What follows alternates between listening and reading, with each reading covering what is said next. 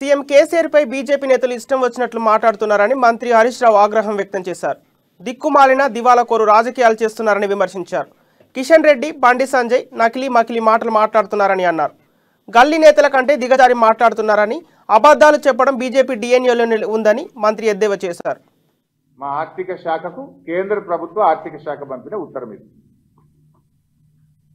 Additional borrowing space of 0.5% GSDP linked to performance in power sector.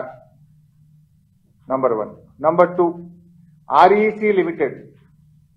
ఇందులో కూడా పైన మీరు చూడండి, సబ్జెక్ట్ లో allotment borrowing space 0.5% GSDP linked to performance to power sector అని ఇందులో లెటర్ నంబర్ ఇచ్చినారు. మీరు ఆ లెటర్ నంబర్ ఇదే, మళ్ళీ ఫైనాన్స్ డిపార్ట్మెంట్ లెటర్. ఈ ఫస్ట్ లెటర్ ని ఇక్కడ మెన్షన్ చేసినారు. ఆర్ఎంసీ సిఎండిఎస్ఎం అని ఈ డేటెడ్ అని చెప్పి ఇదే లెటర్ ని ఇక్కడ మెన్షన్ చేస్తూ గైడ్ లైన్స్ ఇచ్చినారు. ఇందులో ఆర్ఈసి లిమిటెడ్ లో గైడ్ లైన్స్ ఇచ్చారు. అయితే రెండు ఉత్తరాల్లో కూడా బాయిల కాడ బోర్ల కాడ మీటర్లు పెట్టమని ఎంత స్పష్టంగా ఉందో మీకు జస్ట్ అంతా చెప్పని కానీ ఆ పేజ్ నెంబర్స్ చెప్తాను. You may kindly refer to that. First letter finance department నుంచి కేంద్ర ప్రభుత్వం నుంచి వచ్చిన ఉత్తరంలో పేజ్ నెంబర్ 2,